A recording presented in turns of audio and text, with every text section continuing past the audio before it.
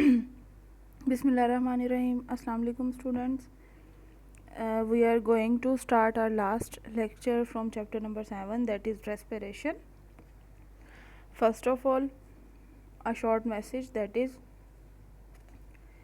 अगर आप लोग खुद विलिंग हैं कुछ सीखने के लिए तो कोई भी आपकी जो है वो आपके रास्ते में नहीं आ सकता, लेकिन अगर आप खुद विलिंग नहीं हैं तो कोई भी आपकी हेल्प नहीं कर सकता। और अगर आप खुद डिटर्मिन हैं सीखने के लिए तो कोई भी आपको रोक नहीं सकता। ये छोटा सा मैसेज मेरी तरफ से। नेक्स्ट स्टार्ट करते हैं अपना लेक्चर। सबसे पहले ऑब्जेक्टिव के हम इस लेक्चर में डिस्कस क्या करेंगे, एक तो रेस्पिरेशन का मैकेनिज़्म और एनर्जी प्रोडक्शन एंड ग्लाइकोलिसिस में, क्रेब्स साइकिल में और इलेक्ट्रॉन ट्रांसपोर्ट चेन, ये 3 प्रोसेसेस हैं जो कि रेस्पिरेशन में इंक्लूड होते हैं प्रोसेसेस। उसके बाद है हम एरोबिक और एनारोबिक रेस्पिरेशन को डिस्कस करेंगे और फर्मेंटेशन की इम्पोर्टेंस जो है उसको डिस्कस करेंगे और उसके बाद एनर्जी बजट को रेस्पिरेशन का डिस्कस करेंगे। सबसे पहले रेस्पिरेशन है क्या। सेलुलर रेस्पिरेशन में जो है वो फूड ऑक्सीडाइज होती है कार्बन डाइऑक्साइड में, और जो ऑक्सीजन है वो रिड्यूस होती है पानी में, हाइड्रोजन वाटर के मॉलिक्यूल में। जब हम किसी फ्यूल को जलाते हैं तो उसमें क्या होता है, ऑक्सीजन यूज़ होती है जिसकी वजह से एनर्जी बनती है लाइट की सूरत में, हीट की सूरत में। इस प्रोसेस में जो है वो ऑक्सीजन जो है वो यूज़ होती है कार्बन और हाइड्रोजन का बॉन्ड तोड़ने में, जो कि फ्यूल मॉलिक्यूल्स के अंदर प्रेजेंट होता है, कार्बन हाइड्रोजन का बॉन्ड। इसी तरह से ऑर्गेनिज्म यूटिलाइज करते हैं ऑक्सीजन को ताकि वो ब्रेक डाउन कर सकें कार्बन हाइड्रोजन का बॉन्ड जो उनके फूड में प्रेजेंट होता है सेल्स में। अब जो ये ब्रेक डाउन होती है इसकी वजह से एनर्जी बनती है एटीपी की फॉर्म में।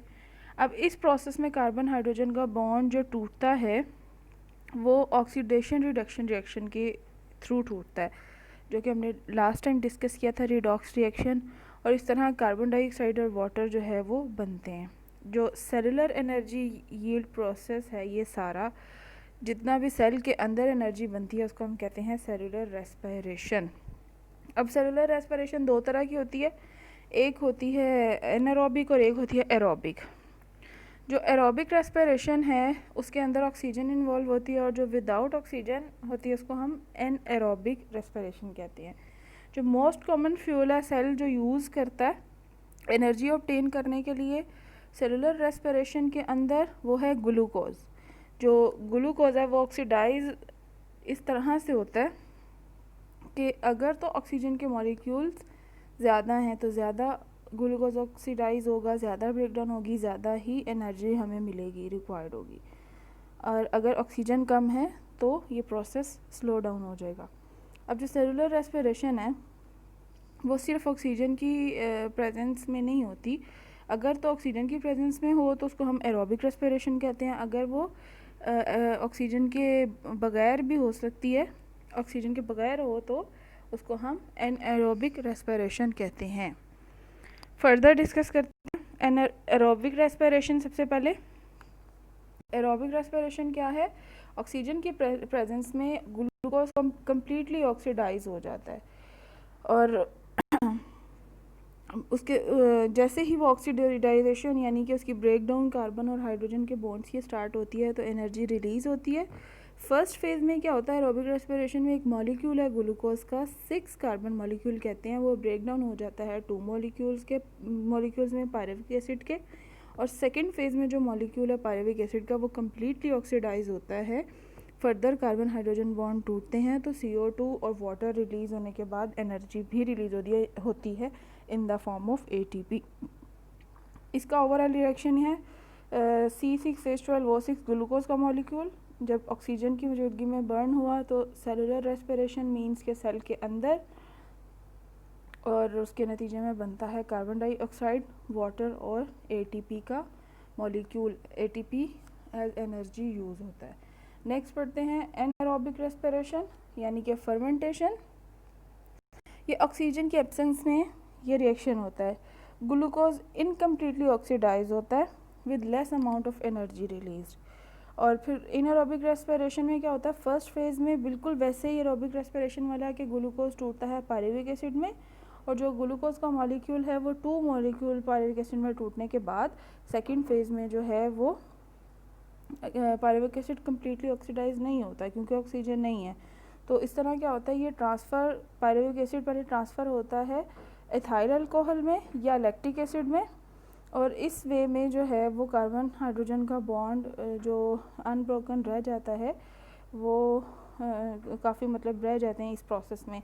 तो वो जो एनारोबिक रेस्पिरेशन है वो फिर आगे क्लासिफाइड अल्कोहलिक फर्मेंटेशन और लैक्टिक फर्मेंटेशन में होती है, यानी कि फर्दर इसको 2 में डिवाइड किया गया है। फर्स्ट ऑफ ऑल डिस्कस करते हैं अल्कोहलिक रेस्पिरेशन फर्मेंटेशन। उसमें क्या है कि ये बैक्टीरिया में या यीस्ट में होती है, और इसमें क्या होता है कि पायरुविक एसिड जो है वो फर्दर ब्रेक डाउन हो जाता है अल्कोहल में और जो है वो कार्बन डाइऑक्साइड में। तो पायरुविक एसिड जो है एथाइल अल्कोहल में और कार्बन डाइऑक्साइड में टूटता है, लेकिन लैक्टिक एसिड में जो है पायरुविक एसिड जो है सीधा वो लैक्टिक एसिड में ट्रांसफॉर्म होता है। ये स्केलेटल मसल में होता है ह्यूमंस की ये प्रोसेस, और कुछ एनिमल्स में ड्यूरिंग एक्सट्रीम फिजिकल एक्टिविटीज़ ये प्रोसेस हो रहा होता है, लैक्टिक एसिड बन रहा होता है। ये जो है बैक्टीरिया के this also helps in the bacteria present in milk, दूध में जो बैक्टीरिया प्रेजेंट होते हैं उसमें भी ये प्रोसेस होता है। और इस तरह जो है in this type of anaerobic respiration means कि लैक्टिक एसिड फर्मेंटेशन में each pyruvic acid molecule convert हो जाता है लैक्टिक एसिड में। फर्दर जो है वो हम डिस्कस करते हैं कि इसकी इम्पोर्टेंस क्या है फर्मेंटेशन की। कुछ ऑर्गेनिज़म जो है उसमें वो इंक्लूड, कुछ ऑर्गेनिज़म्स जो हैं उनमें इंक्लूड होते हैं लाइक जो बैक्टीरिया है और फंजाई, ये एनर्जी लेते हैं एनारोबिक रेस्पिरेशन से और इनको एनारोब्स कहते हैं। और जो ह्यूमन है वो energy humans can also provide energy to their skeletal muscle cells through anaerobic respiration। और ये तब पॉसिबल होता है जब जो है स्केलेटल मसल वो वर्क हार्ड करते हैं, लाइक फिज़िकल एक्टिविटी कोई या एक्सरसाइज हो गया, उस दौरान ये फर्मेंटेशन का अमल होता है। लेकिन जो ऑक्सीजन सप्लाई है वो can not be increase to fulfil the demand, तो इस वजह से फटीग होती है। अगर मसल एक्टिविटी ज़्यादा कर ली, फिज़िकल एक्टिविटी ज़्यादा कर ली, तो क्या होता है कि ऑक्सीजन कम होती है, और ऑक्सीजन कम होने के नतीजे में एरोबिक रेस्पिरेशन जो है वो कम्प्लीटली नहीं होती, ब्रेक डाउन नहीं होते कार्बन और हाइड्रोजन के बॉन्ड्स कम्प्लीटली, इस वजह से जो है वो फटीग होती है मसल के अंदर। अब साइंटिस्ट ने जो यूज़ किए थे फर्मेंटिक एबिलिटीज़ किस किस की, फंजाई की और बैक्टीरिया की, किस लिए कि मैनकाइंड के इंसानों की खिदमत की जा सके। फॉर एग्जांपल जो फर्मेंटिंग पावर बैक्टीरिया है वो यूज़ की जाती है चीज़ बनाने के लिए, योगर्ट बनाने के लिए, और जो यीस्ट की पावर यूज़ की गई थी बेकिंग के लिए, या ये जितनी भी बेकरी है बेकिंग करने के लिए इंडस्ट्री में यूज़ की जाती है। और इसी तरह से जो सोया सॉस है वो भी फर्मेंटेशन फंगस एस्पेरेगस को यूज़ किया जाता है, तब जाके सोया सॉस बनती है, उसकी फर्मेंटेशन से बनती है। उसके बाद डिस्कस करते हैं मैकेनिज़्म ऑफ रेस्पिरेशन। सबसे पहले ग्लाइकोलिसिस में ग्लूकोज टूटता है 2 पायरुविक एसिड में, और इसमें जो है वो पायरुविक एसिड जो टूटता है इसके जो मॉलिक्यूल्स हैं वो फर्दर यूज़ होते हैं एसिटाइल CO यानी कि क्रेब्स साइकिल का एंट्रेंस पॉइंट है। और उसके बाद सबसे पहले ग्लाइकोलिसिस डिस्कस करते हैं, ये साइटोप्लाज्म में होता है और ऑक्सीजन इसमें इन्वॉल्व नहीं होती स्टेज में, इसीलिए ये जो है वो दोनों तरह की रेस्पिरेशन में इन्वॉल्व होता है, एरोबिक या एनारोबिक में। ग्लाइकोलिसिस में ग्लूकोज मॉलिक्यूल टूटता है, ग्लूकोज 6 कार्बन मॉलिक्यूल, और ये टूटता है 2 मॉलिक्यूल्स ऑफ पायरुविक एसिड जो कि 3 कार्बन कंपाउंड है। उसके बाद क्रेब्स साइकिल में यही पायरुविक एसिड जो है मॉलिक्यूल कम्प्लीटली ऑक्सीडाइज हो जाता है, और इसके साथ साथ ATP की फॉर्मेशन होती है NADH की, यानी कि एनर्जी तो हर स्टेप में हमें मिलेगी, रिक्वायर्ड होगी FADH2। अब ये FAD जो है ये फ्लेविन एडेनिन डाइन्यूक्लियोटाइड है, ये कोएंजाइम होता है, और ये सेम उसी तरह NAD+ की तरह और it gets 2 hydrogen and reduce to FADH2। अब जो है वो क्रेब्स साइकिल में pyruvic acid molecule completely oxidise होने के बाद साथ साथ फॉर्मेशन होती है ATP की, और कोएंजाइम जो है वो निकल जाता है। पहले कोएंजाइम जब पायरुविक एसिड एसिटाइल कोए की तरफ जाता है क्रेब्स साइकिल में, तो कोएंजाइम A आके जो है साथ बाइंड करने के बाद रिएक्शन स्टार्ट करवाता है, और इसमें ADP, FAD, NAD रिड्यूस होते हैं NADH, FADH2 और ATP में, और उसके बाद जो है NADH और FADH2 जो है वो आगे इलेक्ट्रॉन ट्रांसपोर्ट चेन में यूज़ होते हैं। अब क्रेब्स साइकिल में एंटर होने से पहले पायरुविक एसिड पहले चेंज होता है 2 कार्बन कंपाउंड में, उसको हम कहते हैं एसिटाइल CoA, और जो इलेक्ट्रॉन ट्रांसपोर्ट चेन में जो है ये फाइनल स्टेप है सेलुलर रेस्पिरेशन का। ये कंप्लीट सेलुलर रेस्पिरेशन का प्रोसेस है। फाइनल स्टेप सेलुलर रेस्पिरेशन का इसमें है कि ये इलेक्ट्रॉन ट्रांसफ़र होता है इलेक्ट्रॉन ट्रांसपोर्ट चेन में। इस स्टेप में NADH और FADH2 रिलीज़ होता है इलेक्ट्रॉन्स और हाइड्रोजन आयन में, और ये इलेक्ट्रॉन जो हैं ये इलेक्ट्रॉन कैरियर की सीरीज़ के थ्रू चलते हैं। जब एक इलेक्ट्रॉन मूव करता है एक सीरीज़ में, तो इलेक्ट्रॉन कैरियर जो है वो when electrons move through the series of electron carriers they lose energy, or which is used to synthesize ATP. At the end of chain, electrons and hydrogen ion combine with molecular oxygen and form water. उसके बाद discuss करते हैं energy budget. Energy budget जो है वो overall budget है। इसमें जो है वो टोटल नेट यील्ड है 36 ATP। ग्लूकोज का ग्लाइकोलिसिस में जब ग्लूकोज पायरुविक एसिड में टूटता है तो 2 ATP के मॉलिक्यूल्स और 2 NADH के, और जो है आगे ही फर्दर जो है वो एसिटाइल कोए में जो है वो 2 NADH के मॉलिक्यूल आगे जाके जो है वो 4 ATP बना देते हैं। उसके बाद पायरुविक एसिड जब एसिटाइल कोए में टूटता है तो भी 2 NADH प्रोड्यूस करता है, जो कि फर्दर आगे इलेक्ट्रॉन ट्रांसपोर्ट चेन में 6 ATP के मॉलिक्यूल बनाते हैं। इसी तरह जब क्रेब्स साइकिल में एंटर होता है तो क्रेब्स साइकिल में 6 NADH के मॉलिक्यूल बनते हैं, जो कि 18 ATP आगे जाके प्रोड्यूस करते हैं इलेक्ट्रॉन ट्रांसपोर्ट चेन में।